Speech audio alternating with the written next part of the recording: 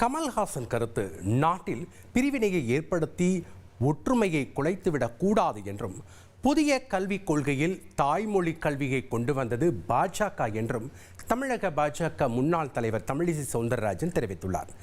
எதிர்க்கட்சிகள் குறித்து முதலமைச்சர் விமர்சித்தது குறித்தும் தமிழிசை கேள்வி எழுப்பியுள்ளார். கமலஹாசன் அவர்கள் ஒரு கருத்தை சொல்லி இருக்கிறார். இது நாட்டில் பிரிவினையை ஏற்படுத்திவிடக் கூடாது என்ற கவலை தான் நமக்கு. நாம அவர் மன்னிப்பு கேட்க வேண்டும் என்று கர்நாடக உயர்நீதிமன்றம் சொன்னால் அது உயர்நீதிமன்றத்தின் ஆணை. அது மட்டுமல்ல, அதை ஏன் அவர் அடிபணிய வேண்டும்னு சொன்னா, ஏதோ நம்ம தமிழுக்கு நாம் எதிரிகள் கிடையாது. இன்னும் சொல்ல போனா மரியாதைக்குரிய பாரத பிரதமர் தான் இதுவரைக்கும் எந்த பிரதமர் கையாளாத அளவிற்கு திருக்குறளை கையாண்டிருக்கிறார்.